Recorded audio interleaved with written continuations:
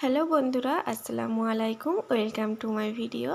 তো আজকে বানিয়ে নিলাম বোঁদে, রসালো বোঁদে বাড়িতেই বানিয়ে নিলাম। তো কিভাবে বানালাম সেটাই তোমাদের সঙ্গে শেয়ার করছি। তো চলো ভিডিওটা শুরু করা যাক।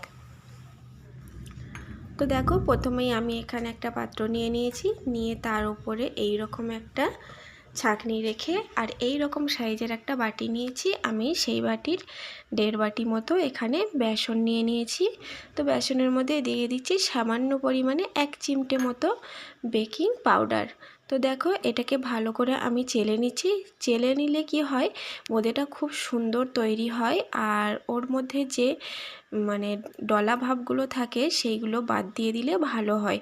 তো তারপরে আমি এইটা পানি দিয়ে অল্প অল্প পানি দিয়ে আমি একটা থিকনেস ব্যাটার তৈরি করে নিচ্ছি। তো খুব গাঢ় করব না, গাঢ় করলে হবে না, একটা থিক ব্যাটার তৈরি করে নিতে হবে। তো আমি অল্প অল্প করে পানি দিয়ে ব্যাটারটাকে তৈরি করে নিচ্ছি। তো দেখতেই পাচ্ছ ব্যাটারটা কত স্মুথলি তৈরি হয়েছে। তো বেসনটা না চেলে নিলে এই রকম স্মুথলি ব্যাটারটা তৈরি হয় না। তো আমি এর মধ্যে ইয়েলো ফুড কালার দিয়ে দিলাম। তোমরা চাইলে একটু ব্যাটার তুলে রেখে এর মধ্যে রেড ফুড কালারও অ্যাড করতে পারো, বাট আমার কাছে ছিল না, তাই আমি শুধু ইয়েলো কালার দিয়েই করলাম। তো তারপরে কড়াইটা বসিয়ে দিয়ে দিয়েছি রিফাইন তেল। আর এই যে দেখো, এই রকম একটা ছিদ্র করা হাতা আমি নিয়ে নিয়েছি। তো এইটা তেলের ওপরে রেখে ব্যাটারটা এই হাতলের মধ্যে দিয়ে দেখবে সুন্দর হয়ে গোল গোল হয়ে তেলের ওপরে কি সুন্দরভাবে পড়ে যাচ্ছে। তো দেখতেই পাচ্ছ, এইভাবেই বোঁদেগুলো আমি ভেজে নিচ্ছি প্রথমে। তো হালকা মিডিয়াম আঁচেতে আমি এইটা এইভাবে দিয়ে দিলাম, দিয়ে এটা হালকা করে ভেজে নেব।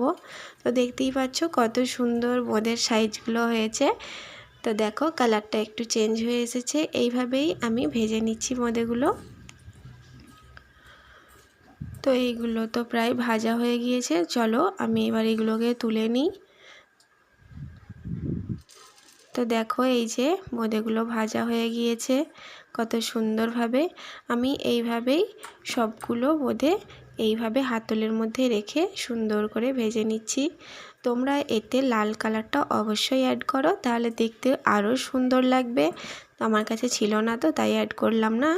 তো দেখো, এইভাবে আমি সব কটা বোঁদে আস্তে আস্তে ভেজে নিচ্ছি। তো আমার বোঁদেগুলো ভাজা প্রায় কমপ্লিট হয়ে গেছে। তো চলো এইগুলোকে এবার পুরোপুরি রেডি করার জন্য আমি এখানে একটা কড়াই বসিয়ে দিয়েছি। কড়াইয়ের মধ্যে দিয়ে দিচ্ছি 1 বাটি পরিমাণ চিনি আর দিয়ে দিচ্ছি 1 বাটি পরিমাণ পানি, দিয়ে এটাকে একটা শিরা বানিয়ে নিচ্ছি। তোমাদের হাতের সামনে যদি কেশর থাকে তাহলে এর মধ্যে 2-4টে দিয়ে দিতে পারো। আর দিয়ে দিলাম সামান্য ঘি, তারপরে দিয়ে দিচ্ছি একটু গোলাপ পানি। তো দিলে কি হয়, সেন্টটা খুব সুন্দর আসে। তো বেসনের সেন্টটা পুরোপুরি চাপা পড়ে যায়, তাই জন্যই এইগুলো দেওয়া। তো শিরাটা আমার পুরোপুরি রেডি হয়ে গিয়েছে। তো চলো, যে বোঁদেগুলো ভেজে রেখেছিলাম সেটা এর মধ্যে দিয়ে দিই। দিয়ে গ্যাসের ফ্লেমটা লোতে রেখে আমি এটাকে 5 মিনিট ঢাকা দিয়ে রেখে দেবো।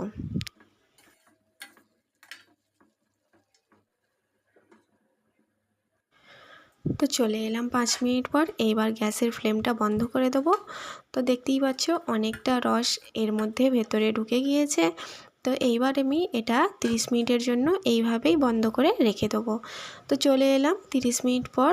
তো দেখো, বোঁদেটা কত সুন্দর রসালো ঝরঝরে তৈরি হয়েছে।